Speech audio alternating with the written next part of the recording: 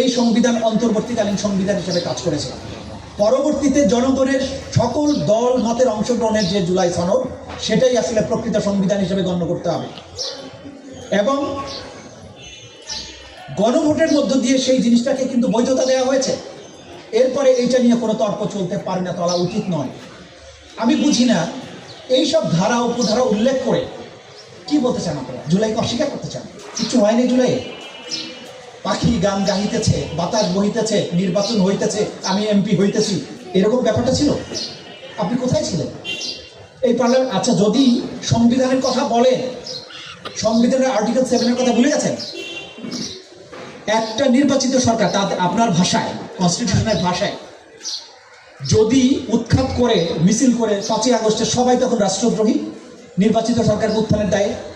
প্রত্যেক জুলাই বিপ্লবী ছাত্র জনতা সবাই, বাংলাদেশের যত কোটি মানুষ আছে আওয়ামী লীগ ছাড়া, প্রত্যেকেই তখন রাষ্ট্রদ্রোহী, প্রত্যেকের ফাঁসি হবে। আর এই আন্দোলনের মাধ্যমে নির্বাচিত সরকার গঠিয়ে নতুন নির্বাচন করে যারা ক্ষমতায় গিয়েছে, যারা বিরোধী দল হয়েছে, যারা ভোট দিয়েছে, প্রত্যেকেই রাষ্ট্রদ্রোহিত হওয়ার কথা। কিসের ব্যাখ্যা দেন আমাদেরকে? আবার বলেন রোমান্টিসিজম।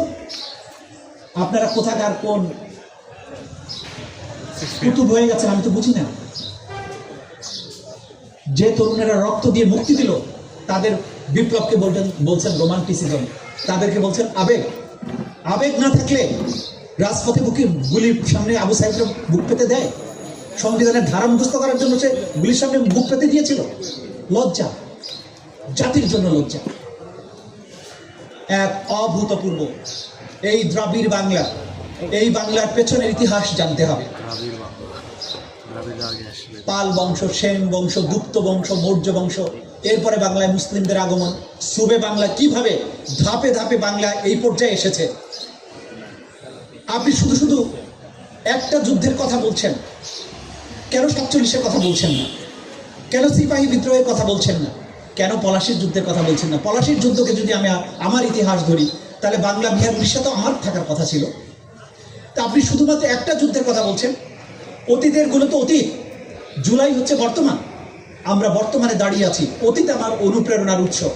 কখনোই 71-কে 24-এর মুখোমুখি দাঁড় করানো উচিত নয়। দুটাই আমার ইতিহাসের অমর অংশ। কিন্তু একটা অতীতে আমরা পেরিয়ে এসেছি, সেটার মধ্যে দিয়ে একটা স্বাধীন ভূখণ্ড পেয়েছি, যদিও সেটা ছোট ভূখণ্ড। বাংলা, বিহার, উড়িষ্যা সহ তো আমাদের থাকার কথা ছিল। একটা পর্যায়ে এসেছি, কিন্তু সেটাকে ফাংশনাল করার জন্য আজকে বর্তমান হচ্ছে জুলাই। আমরা সেই বাস্তবতায় দাঁড়িয়ে রাষ্ট্রটাকে এক অনন্য উচ্চতায় নিতে চাই, যেখানে ফেসবুক পোস্ট ডিলিট করা নইলে পরে সমস্যা হবে। এই যে সংস্কৃতি ছিল 17 বছর, সেগুলোকে আমরা পার হয়ে আসিনি। এই যে ঐতিহ্য, আমি কথা বলছিলাম, মধুর ক্যান্টিন ঢাকা বিশ্ববিদ্যালয়ের ঐতিহ্য আছে বলে এখানে যত ঝুল বালি আছে, এগুলো তো আমার ঐতিহ্যের অংশ না, এগুলো মুছে ফেলতে হবে তো আমার। আজকে যে মধুর ক্যান্টিনের চেয়ার টেবিল দেখছি, এগুলো এখানে থাকার কথা নয়। এগুলো আধুনিক স্বাদে সজ্জিত হওয়া উচিত। 20 শতাব্দীর শেষের দিকে যাচ্ছি। দুনিয়ার ইউনিভার্সিটিগুলোতে দেখেন তারা কোন জায়গায় আছে। আমি এখনো 60-এর দশকের চেয়ার টেবিল নিয়ে গর্ব করছি, এটা আমার ঐতিহ্যের অংশ নয়। এই ঐতিহ্য অবশ্যই, কিন্তু এখন এটা আধুনিক হওয়ার সময় এসেছে। পেছনের কথা বলার আর সময় নেই। আমরা এই রাষ্ট্রকে দেখতে চাই ভয়হীন। কেউ গুম হয়ে যাবে না। আপনি গুমের আইনটা বাতিল করে দেবেন, তার মানে কি ভবিষ্যতে গুম করা বৈধ? বলছেন আপনারা নতুন করে আইন করবেন, ওই করছেন না তো। যে অন্তর্বর্তীকালীন সরকার যে আইনটা করেছিল, সেই আইনটা তো আজকে আপনাদের ক্যাবিনেটের 2 জন মন্ত্রী সেই সময় ওই ক্যাবিনেটের সদস্য ছিলেন, তারা মিলে করেছিলেন। তো তারা কেন, তারা আপনার দৃষ্টিতে যদি তারা ভুল করে থাকেন, তাদেরকে ক্যাবিনেট থেকে তাহলে চলে যাওয়া উচিত। তারা মিলেই তো করেছিলেন, ভুলে গেলেন কেন?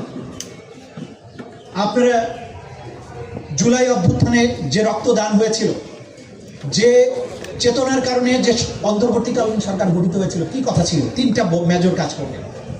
একটা হচ্ছে রাষ্ট্রের প্রয়োজনীয় সংস্কার, আরেকটা ছিল যারা এই 17 বছরের গুম খুন করেছে এবং জুলাই মাসে মানুষ হত্যা করেছে, গণহত্যাকারী, তাদের বিচার। তৃতীয় ছিল একটা সঠিক এবং সুষ্ঠু নির্বাচন। তৃতীয়টা করেছে, বাকি 2টা কিন্তু করতে দেননি আপনারা, বা করা হয়নি। এই প্রতিশ্রুতি যদি ভুলে যাই আমরা, তাহলে বাংলাদেশে এইরকম গুম খুনের সংস্কৃতি আবারও ফিরে আসতে পারে। আমরা যে কোনো মূল্যে এই সংস্কৃতি আর ফিরে আসতে দেওয়াটা অ্যাফোর্ড করতে পারবো না।